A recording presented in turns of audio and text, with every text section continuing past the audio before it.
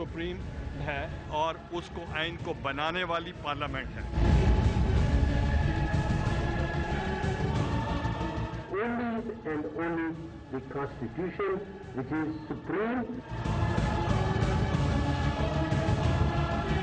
जिन पत्थरों को अता की थी हमने धड़कनें, जब उनको ज़ुबां मिली तो हम ही पे बरस पड़े।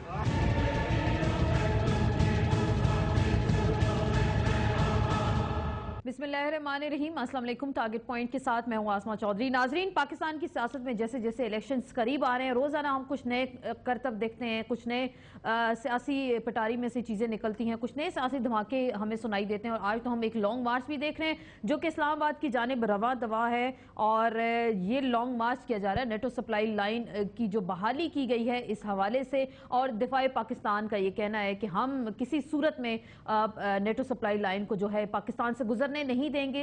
सवाल तो ये पैदा होता है कि ये सप्लाई तो अफगानिस्तान के रस्ते बॉर्डर के जरिए जो ये ट्रक जो है अफगानिस्तान जाएंगे, तो इस्लामाबाद आने का मकसद क्या है? क्या नेटो सप्लाई लाइन को इस्लामाबाद से रोकने की कोशिश की जाएगी? और आवाम को जिस तरीके से कहा जा रहा है कि अल तहरीर स्क्वायर के ख्वाब भी दिखाए जा रहे हैं और कहा जा रहा है इस लॉन्ग मार्च के जरिए बहुत बड़ी तब्दीली आएगी। लेकिन एक सवाल जिसे हम इस चीज को डिस्कशन में जेरे बहस लेकर आएंगे कि जिस तरीके से लॉन्ग मार्च तो आ रहा, लेकिन हमने देखा अपोजिशन समेत सारी सियासी जमातें इस वक्त डिवाइडेड हैं।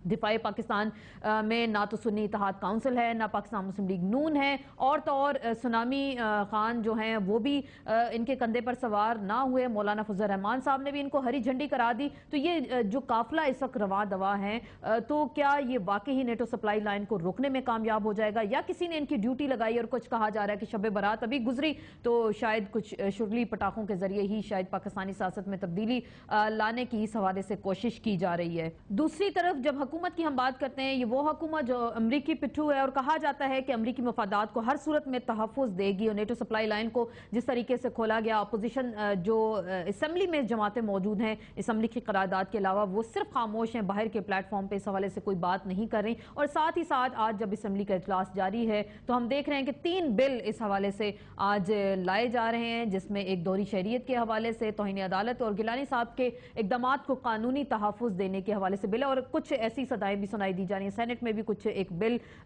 की तैयारी की जा रही है लाने की, जिसमें ISI को हुकूमत के अंडर चीफ एग्जीक्यूटिव के अंडर करने की कोशिशें की जा रही हैं। हमें इस चीज़ पे एतराज़ नहीं है, लेकिन बात जब होती है कि क्या ये टाइमिंग ठीक है, जब इदारों के दरमियान पहले से ही तसादुम या टकराव की पॉलिसी है, तो क्या हुकूमत इस वक्त टाइमिंग का सही तरीके से इंतखाब करने में कामयाब हो रही है? और क्या अपोजिशन इस हवाले से कोई लाएअमल बनाएगी, या सिर्फ डिबेटिंग क्लब में बैठ कर तकारीर करके अपनी जाँ खुलासी कर लेंगे और जो भी काम करना होगा शायद सुप्रीम कोर्ट के कंधों पे डाल देंगे कि जी सुप्रीम कोर्ट ने ये काम करना है और उन्हीं की जिम्मेदारी। आज के तमाम तर हालात का जब हम जिक्र करें और अहम खबरों का, तो एक आज की अच्छी खबर जो हमें सुनने को मिली, फखरुद्दीन जी इब्राहिम को नए चीफ इलेक्शन कमिश्नर की तकर्री के हवाले से उनको नामजद कर दिया गया है। तो क्या पार्लियामेंट के बाहर बैठी जमातें इस फैसले को वेलकम करेंगी? क्योंकि हमने अभी देखा कि सब लोगों ने कहा कि खुशगवार तब्दीली जो आई है, और पाकिस्तान के गर्मा गर्म सियासी माहौल में अगर आज हमें यह खबर सुनने को मिली है तो क्या वाकई हम तब्दीली की जानिब जाएंगे? और इस तकसीम के माहौल में शायद ये अच्छी खबर है, इसी पे बात होगी।